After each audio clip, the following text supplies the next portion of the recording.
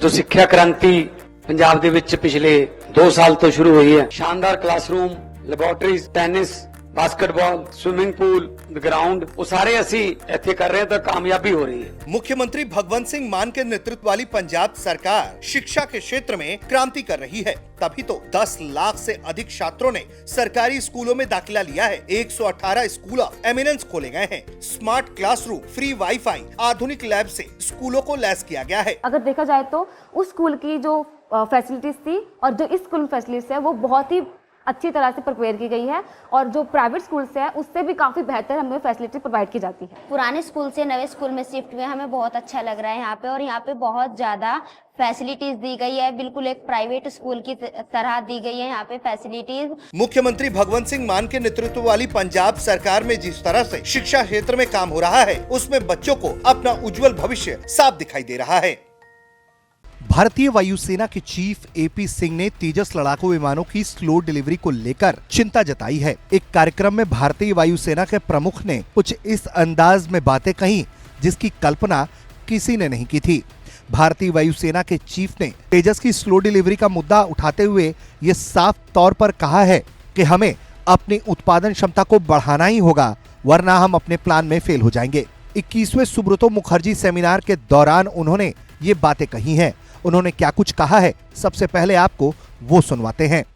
Production agencies have to invest in their, advanced manufacturing processes so that the speed can increase, upskilling their manpower, and whatever they do, the scale of production has to go up. In Tejas, we started inducting in 2016. 2016. Actually, we should go back to 1984 when we conceived that aircraft.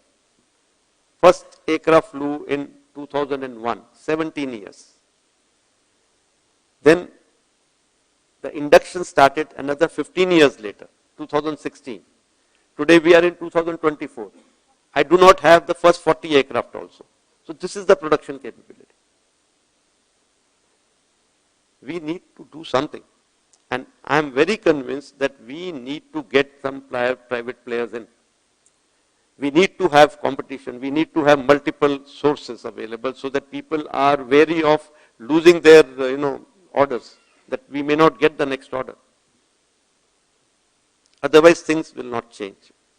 एक तरफ चीन जहां 6th generation के stealth लड़ाकू विमानों का परीक्षण कर रहा है और भारत अब तक तेजस विमान के पहले अधिग्रहण को पूरा नहीं कर पाया है। इसी पर चिंता जताते हुए उन्होंने साफ तौर पर ये कहा है कि अगर हम इसी तरीके से काम करते रहेंगे तो हम तकनीक के मामले में पिछड़ जाएंगे। तेजस एक हल्का मल्टी रोल लड़ाकू विमान है जिसे हिंदुस्तान एरोनॉटिक्स लिमिटेड द्वारा डेवलप किया जा रहा है। वायुसेना में पुराने हो चुके MiG-21 लड़ाकू विमानों की जगह तेजस को लेनी है। ऐसे में तेजस की स्लो डिलीवरी को लेकर वायुसेना के प्रमुख ने चिंता जताते हुए ये बातें कही हैं। एपी सिंह ने यहां तक कहा है कि उत्पादन एजेंसियों से एडवांस मैन्युफैक्चरिंग प्रोसेस में इन्वेस्ट करने की अपील करता हूं। उनका कहना है कि उन्हें भरोसा है कि अगर निजी कंपनियों को शामिल किया जाएगा तो हम जल्द से जल्द ये ऑर्डर हासिल कर पाएंगे। जाहिर तौर पर जिस तरह से भारत के सामने चीन और पाकिस्तान जैसे देशों की चुनौती है और लगातार उनसे खतरा बढ़ रहा है, ऐसे में भारत को न सिर्फ बढ़िया तकनीक बल्कि जल्द से जल्द ऐसे तमाम लड़ाकू विमान हासिल करने की जरूरत है।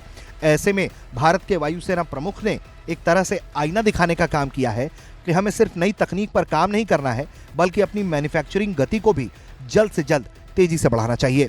ब्यूरो रिपोर्ट, भारत तक।